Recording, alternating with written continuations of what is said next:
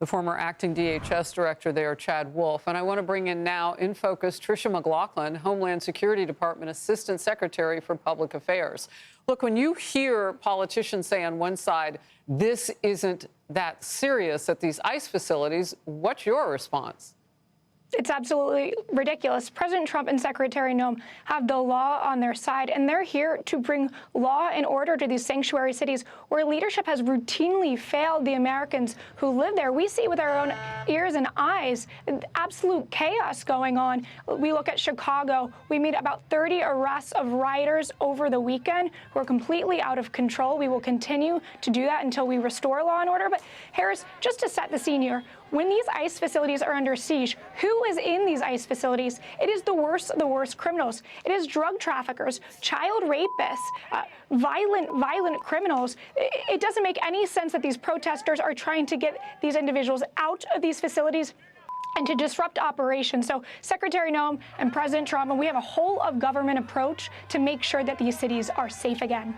You know, one thing that we touched on with that Chicago situation, that standoff between those violent protesters and the non-lethal movement that the government, that the feds on the ground had to take just to push back that crowd from an ICE facility there.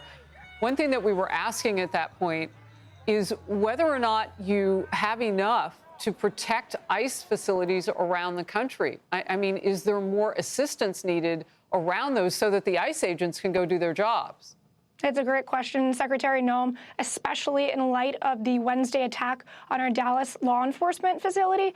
She's hardening security around them. And just on Saturday, our ICE law enforcement received 2 guns. They took them off of the protesters. And then again on Sunday, there was also an explosive that we're investigating that was taken off of these rioters. So these are violent individuals who are trying to obstruct justice. And arrests will continue coming if we keep on facing these sieges at our facilities.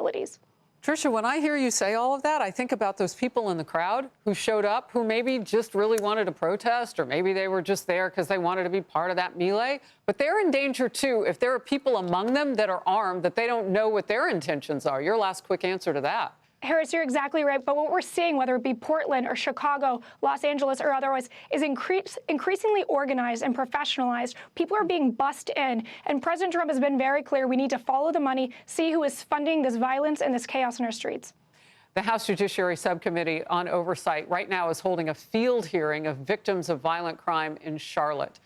And that's where a mentally ill homeless man with a mile-long rap sheet is accused of killing the Ukrainian refugee Irina Zarutska. We remember that day on that train. Watch.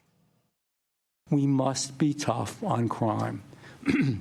I'm not talking about minor victimless crime. You know what I'm talking about. Cruel, harsh assaults, murders, beatings, the things we know that are out there. This hearing's not going to bring her back. Your testimony is not going to bring them back. The good people who are here watching is not going to bring her back. There's nothing we can do except to make sure that her life has meaning. So if it has meaning, it means we stop doing this, that we stop putting bad people back on the street. What about the American people? This is a big number. Look at your screen. A new poll shows 71%, that's 7 in 10 Americans, say the level of crime in American cities is at an unacceptable level. Tricia. Oh, it absolutely is. These revolving doors of justice have to stop. And what we've seen with President Trump is when these leaders don't step in to stop this crime from ravaging our cities, President Trump will step in. He will bring a full whole-of-government approach, whether that means calling the National Guard or working with ICE, CBP, and otherwise. He will step in. And one more here, a new opinion piece with the headline, Democrats' rhetoric shows they can't be trusted on immigration. Here's part of it. Democrats continue to compare immigration and customs enforcement to the Gestapo, even setting aside the important question of whether this contributes to the wave of violence against ICE personnel. And it certainly shows that Democrats have learned nothing from President Joe Biden's border crisis and are incapable of enforcing immigration law. Let's cue the tape.